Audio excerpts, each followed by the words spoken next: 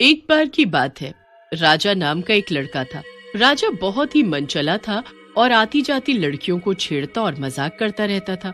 एक दिन दो सहेलियां रानी और पूजा आपस में बात करती हुई जा रही होती हैं।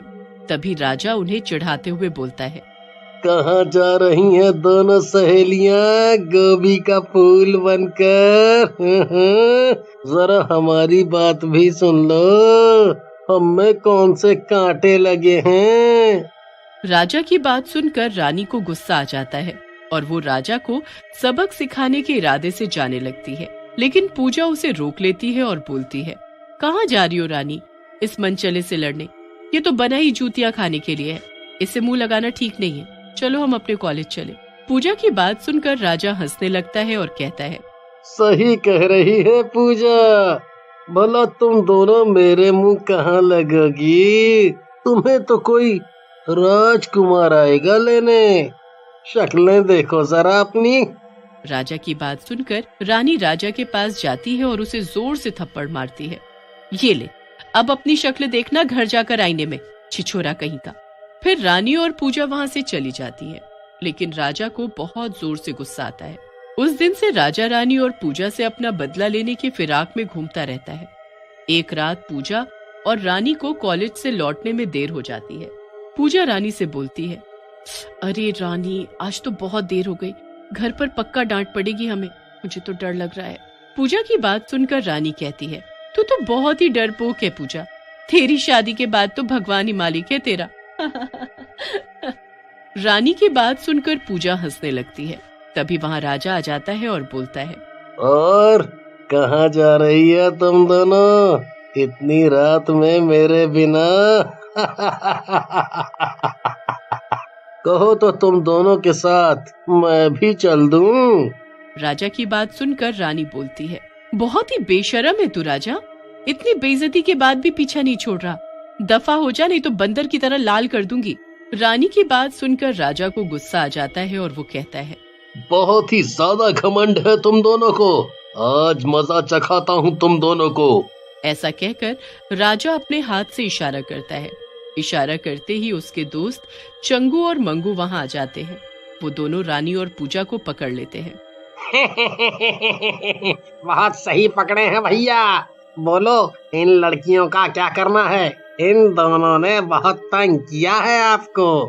करना क्या है?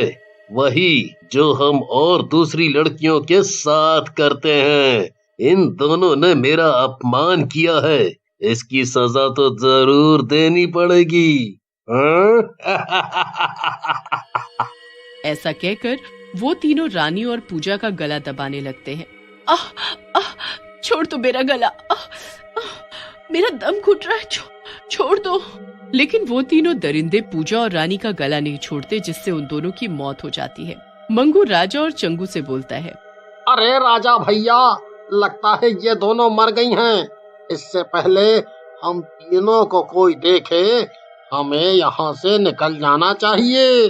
फिर वो तीनों मिलकर रानी और पूजा की लाश को एक सुनसान जगह पर एक पेड़ के नीचे गाड़ देते हैं और वहां से चले जाते हैं। रानी और पूजा मरने के बाद चुड़ैल बन जाती है। रानी, इस राजा ने हमें मार डाला, चलो इसे मारकर अपना बदला लेते हैं। पूजा की बात सुनकर रानी बोलती है, नहीं पूजा, इसे इतनी आसान मौत नहीं दे सकते हम। इस मनचले को ऐसी मौत देंगे जिससे फिर कभी कोई मनचला किसी लड़की को नहीं छेड़े। फिर इस घटना को हुए कुछ दिन बीत जाते हैं और राजा को भी एक कामिनी नाम की लड़की से प्रेम हो जाता है। एक दिन जब राजा और कामिनी मिलते हैं तब राजा कामिनी से बोलता है, कामिनी, क्यों ना हम दोनों शादी कर लें? अरे जिंदगी जीने के लिए शादी की क्या जरूरत है, मैं तुम्हारे साथ बिना शादी के ही रहूंगी। फिर कामिनी राजा के घर आकर रहने लगती है। मंगू, एक बात बोलूं, ये अपने राजा भैया की किस्मत है बड़ी जोरदार। देखो ना, कामिनी भाभी जैसी लड़की मिली है इन्हें। तो भाई तेरे सीने में क्यों दर्द हो रहा है? चुपचाप चल यहाँ से, हर की कहीं का। फिर कामिनी और राजा अपने कमरे में जाते हैं। कामिनी शादी का घूंघट पहनकर बैठी होती है। ये देखकर राजा बोलता है, अरे भाई, अब भी शर्मा रही हो? अरे मैं वही हूँ, तुम्हारा पहले वाला राजा। कोई नया पड़ोसी नहीं। राजा की बात सुनकर कामिनी बोलती है, हाँ जी पता है, आप ही हो गली के मनचले, लेकिन ये तो रस्म होती है ना। कामिनी की बात सुनकर राजा हंसते हुए कामिनी के पास जाता है और उसका घूंघट उठाता है, लेकिन घूंघट उठाते ही डर के मारे चिल्लाने लगता है। राजा की आवाज सुनकर चंगू और मंगू वहां आ जाते हैं। उन्हें देखकर राजा बोलता है, अरे चंगू मंगू, यहाँ चुड़ैल है। कामिनी ना जाने कहाँ चली गई। राजा की बात सुनकर चंगू मंगू हंसने लगते हैं। मंगू बोलता है, लगता है राजा भैया शादी की खुशी में अपना दिमागी संतुलन खो बैठे हैं। अरे ये कामिनी भाभी ही हैं। कामिनी भी राजा के पास आती है और बोलती है, क्या तुम भी राजा, कैसे मनचले हो, एक लड़की पास आई तो घबरा गए।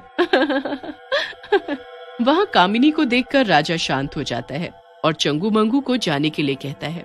उनके जाने के बाद राजा फिर से कामिनी के पास जाता है, लेकिन जैसे ही वो कामिनी को देखता है उसे फिर से चुड़ैल दिखाई देती है।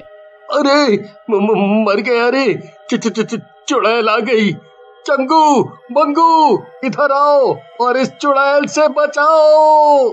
राजा की आवाज सुनकर चंगू मंगू से बोलता है, सो जा यार मंगू, लगता है ये राजा भाई शादी की खुशी में पागल हो गए हैं और ये रात बीत जाने के बाद ही ठीक होंगे।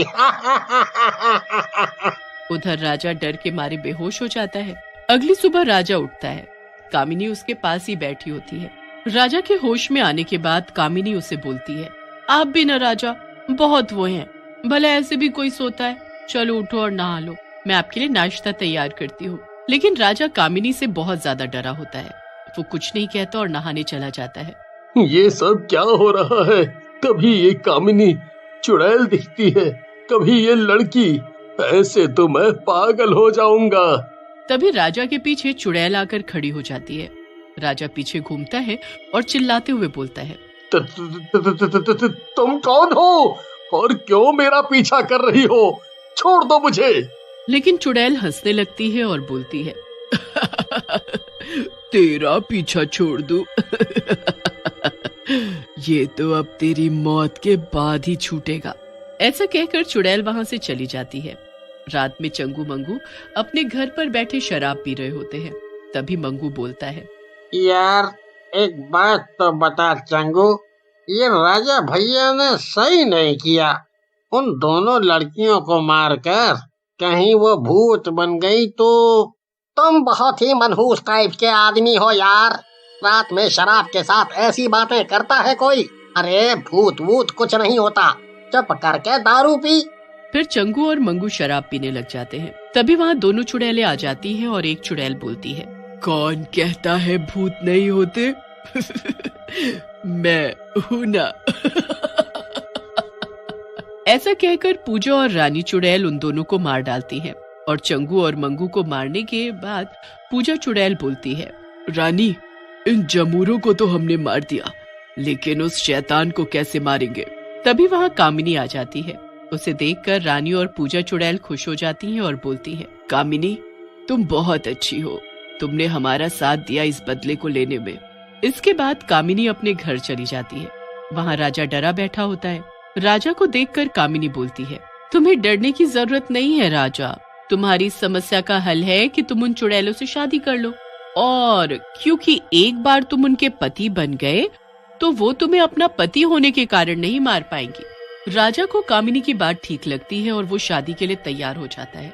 अगली सुबह रानी और पूजा चुड़ैलें राजा के घर आ जाती हैं। राजा तुम यही चाहते थे ना? देखो वही हो रहा है, हम तीनों की शादी हो रही है। फिर तीनों की शादी हो जाती है। लेकिन राजा की शादी होते ही कामिनी भी चुड़ैल बन जाती है। ये दोनों नहीं मार सकती, लेकिन मैं तो मार सकती हूँ ना। तुम भी चुड़ैल थी, लेकिन कैसे? नास मिटे भूल गया, इन दोनों की तरह ही तूने मुझे भी मार डाला था। मैं मीना हूँ। ऐसा कहकर मीना अब दुष्ट राजा को मार डालती है।